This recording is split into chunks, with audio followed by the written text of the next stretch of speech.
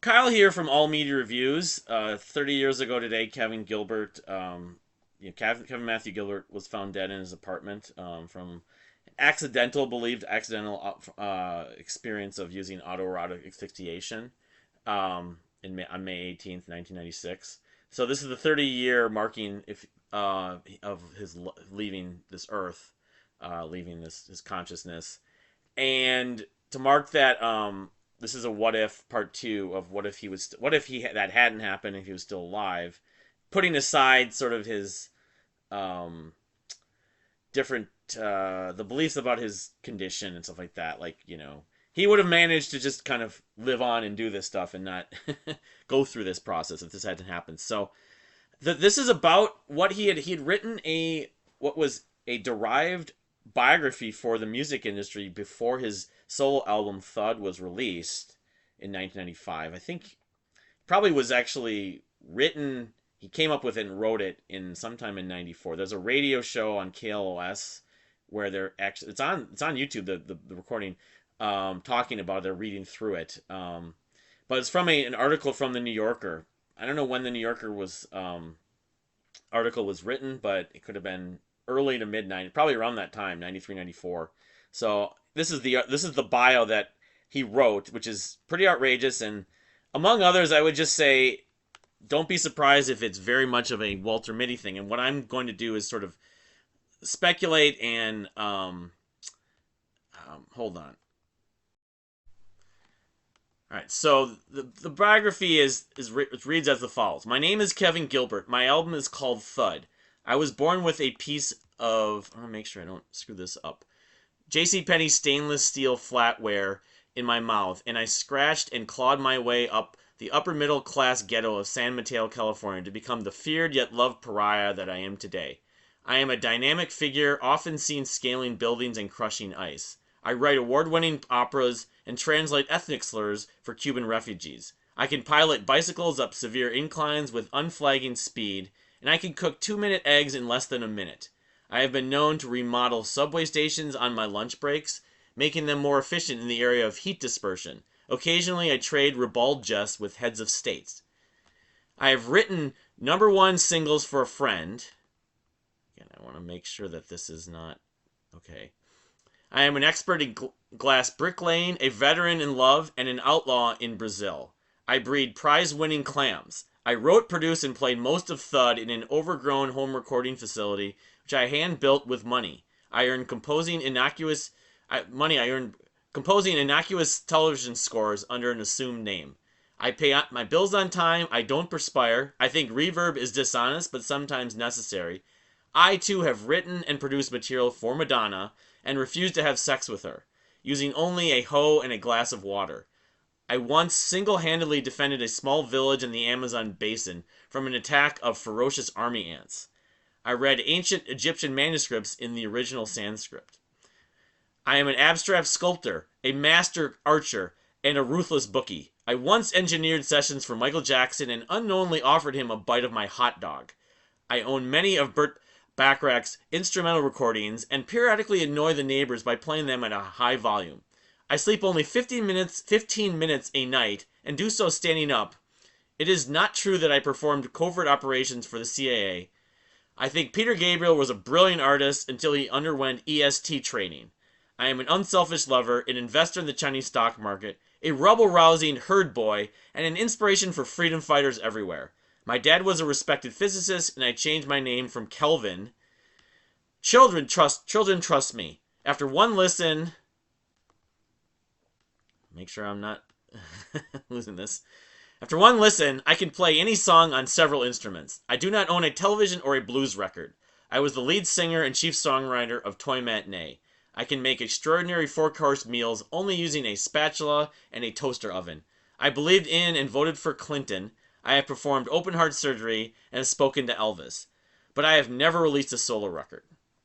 So, alright, so what I have come up with is that he would have maybe used this sort of outrageous, ridiculous, extraordinary description and bio for the music industry that he wrote and derived from that New Yorker article, and come up with potentially albums, but just a sort of the semblance of what I'm looking at here, songs. Probably about 5 songs. So, all right, the first song about stainless steel, and again, I want to make sure because this has screwed me over before. All right, would be written about stainless steel flatware and living in the ghetto in San Mateo, California. Lyrics and music both are dark and become majestic at times. Mention a pariah, which a pariah is a social outcast, but he would be talking about pariahs in that as well. So the second song, talking about scaling, building, and crushing ice, Cuban refugees and operas, some opera-style vocals, and a reference to awards like Grammys. Knowing Kevin, some other name like the Carmens, like the Carmen opera. Might have been called this. The song might have had a reference, or if not called, or have lyrics about Carmen. But then bicycles. Would be a reference, if not a little clip of Queen's bicycle, kind of like Joy to the World in Joytown, going uphill. So this song would kind of go slow and lead to a super fast tempo eventually. There's lyrics that reference eggs that are sizzling hot, because he can make 2-minute eggs in 1 minute. And then mentioning dispersion, the act of scattering, spreading, or distributing something in a wide area range. How the subway in New York City being redesigned, and it mentions, going on break. A lyric or a spoken part, because there'd probably be a lot of spoken words in a lot of these songs. Include these ribald jests with some politician. So in New York, that would be referring to some politician there, like a senator or a Congress, someone in Congress, a member of Congress. Ribald jests, Yeah, there's more to ribald jests. Humorous, but it's sort of sarcastic, blue humor that breaks social taboos. Yeah. All right. So the third that song having more legs than the first song probably, but more dynamics. So the third song, talking about number one singles, it would reference "All I Want to Do" from Sheryl Crow, and have some very catchy jingly section with horns and a bunch of la la la's and do do's, just to reference that, how he's written number one singles. Glass brick lane described like in a highly designed like how it's referring to, or could be thought of as, so the lyrics would have something about brick lane in like showers or bathtubs in like homes, like pricey, high end homes. And then love affairs and a vigilante, a la like Robin Hood in Brazil. So it'd be talking about his experience in Brazil, maybe some Brazilian vernacular, but being sort of a vigilante, because he was, but also having love affairs there. The narrative in the lyrics describes a character who does all three of these things. So he builds glass brick lane, possibly just bathrooms or other things in homes, and also has love affairs, and because Brazilian lovers, of course. So Kevin probably was trying to write a song about him, thinking he would be that Brazilian type lover and a vigilante for certain people, not being really in the best situation in the massive large country of Brazil. So also so the part of this song would also have lyrics about breeding the clams, kind of sea life that stand out in some way and that win awards. So his ability to, look at this sea life, I bred these clams, that they've won these awards. He'd probably come up with some name of an award. A mention that money is used to refurbish a recording studio, that the television shows Kevin scored, Dark Justice and P.S. I Love You, are referenced in that. Snippets from those themes. Although I don't believe he actually wrote the themes, like the opening theme, but he worked on both of those shows. So he might have done one or the other with both of those shows, using clips from that, or just doing little motifs. Then it talks about with that work, he's able to pay his bills on times. References credit rating, a lyric like, I pay my bills so fast my credit score is through the roof. And then he mentions a lack of perspiration. Doctors are and he says doctors are working to understand his metabolism. So, he pays his bills so fast. So maybe the lyric would actually have both of that. Like, I pay my bills so fast, and doctors are trying to understand how I don't perspire. Then he mentions reverb, and some reverb is used as a hot mix for a few seconds, but demonstrates why songs sound different on the radio. So he'd be using a clip from a song or some of his songs with and without reverb, and saying how while he doesn't, he thinks it's wrong, it's necessary. Uses a snippet from Madonna's hits, probably Like a Prayer, or maybe more likely Hanky Panky or Vogue, since he worked on those two for the Dick Tracy soundtrack. And then his spoken line, thanks, I'm flattered, but I can't, my girlfriend would never forgive me. Probably because, of course, he refuses sex with Madonna. The song then segues to a march. Make sure I don't know why this is going down here. It segues to a march describing the uses of a gardening tool, a hoe, and a glass and a large bottle of water. Describing the army of sea, the sea of army ants, almost like a scene from the movie Ants from the late 70s, early 80s. I think it was late 70s. But in the Amazon jungle, the lyrics describing the adventure, the song gets fast and dynamic in a big climax, something similar to some of Pepe Deluxe's work. Then the song's tempo comes to a bit of a halt, and the lyrics are sang slow and then read, mentioning ancient Egyptian Sanskrits, Sankrits, if I'm getting that right, and hand drums and gongs and other Middle Eastern percussion. Some sitar is included in the background in this. All right, so now we're on to the fourth song. The lyrics in this song are about skills to make clay art as a sculptor, inspired by skills in archery and being financially viable bookie in non-American markets. The stock market, racetracks, and even the European Premier League football are all mentioned in the lyrics. Maybe he references Messi and some others, Michael Jackson is referenced in the lyrics. MJ during the mixing.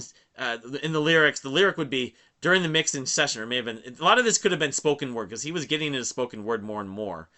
During the mixing session, I was having lunch. At one point, I asked MJ if he wanted a sampling. Sampling being a term for sampling, tracks over tracks, oversampling, undersampling, that kind of thing. But, MJ kind of saw him eating the hot dog and thought, can I have a bite? Didn't realize that. So, because he didn't realize he was offering them. That's what he said in the biography. Which probably did happen. That's probably something real, because, the New Yorker article probably doesn't mention the Michael Jackson part. So, some intimate sounds then comes in a la, or no, yeah. No, wait, my bad. So, the lyrics then mention, being inspired by Backrack, and the importance of the piece I'll Never Fall in Love Again, an instrumental piece from Burt Bacharach. Owing and feeling the need to play them at high volumes to understand them better. Neighbors, and you hear neighbors pounding on the door in the background at one point. It then segues into a slower, soothing section, which is narrated again. I'll get to it in a little while after a cat nap.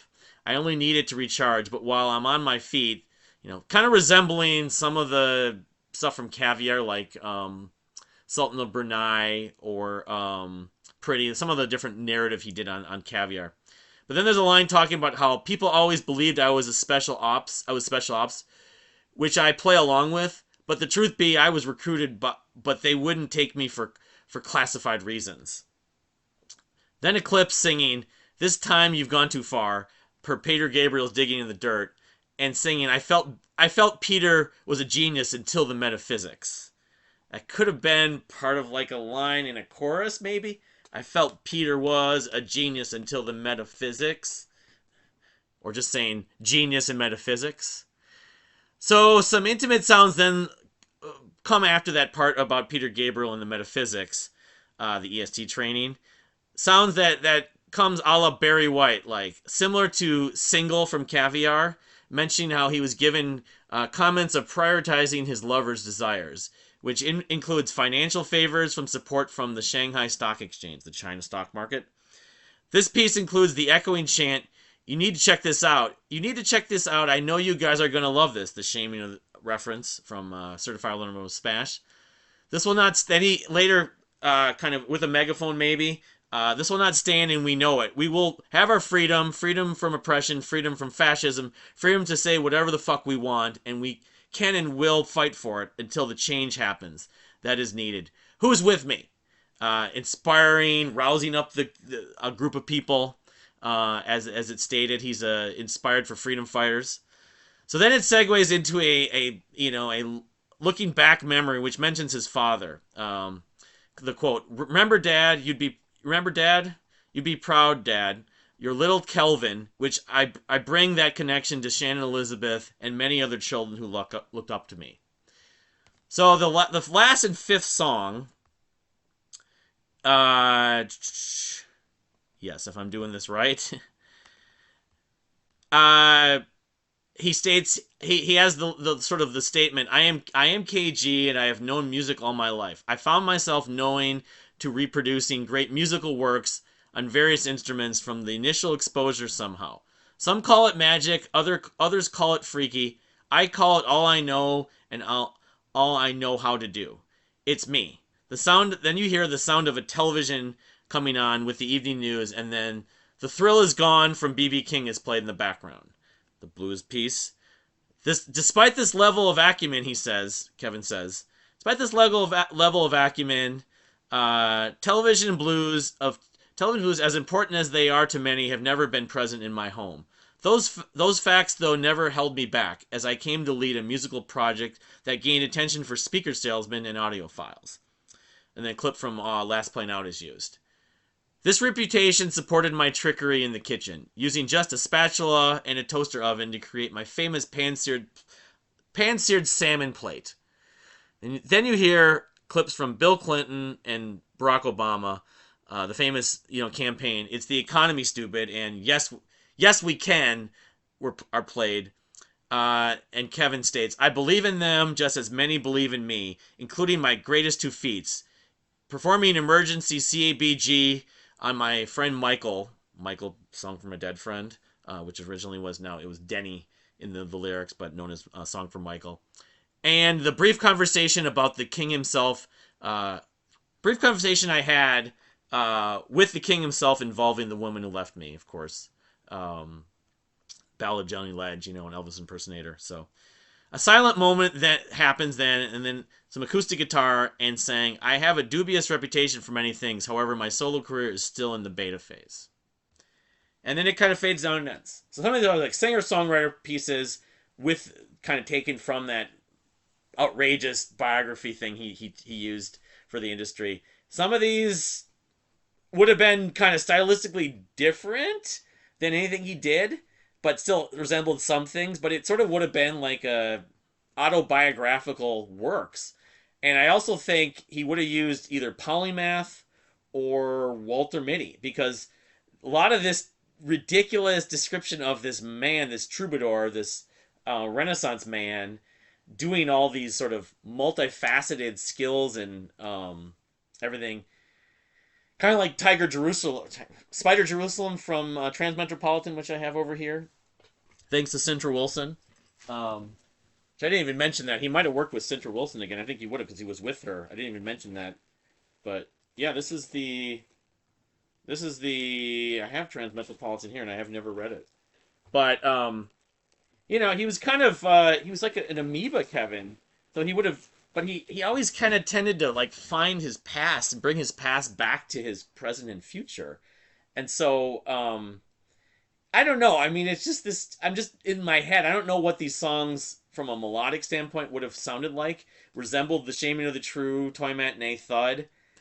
I think from a standpoint of being different, he would have wanted them. He would have reworked them, of course, and maybe he would have been able to write whole entire albums based on this ridiculous biography he wrote and derived from the New Yorker article. Or maybe more songs than just the 5 I'm talking about, because this is a lot of wordy kind of stuff, kind of like, Battle of Epping Forest from Genesis.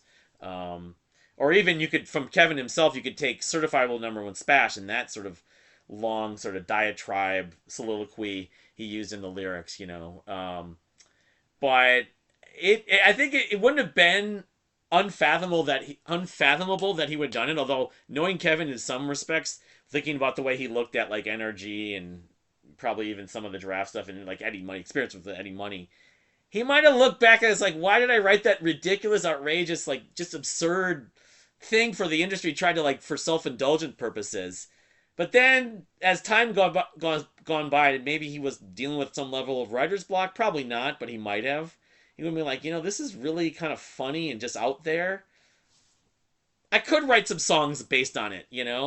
I don't know if it would have been on the nose as like the references I came up with these wordings and these quotes and spoken word parts and references to all these musical things he had with Madonna and Last Plane Out and Barry White and BB King and everything like that. But maybe that's just it's hypothetical, but it just be crazy to even just like filter this through AI to see what AI would come up with.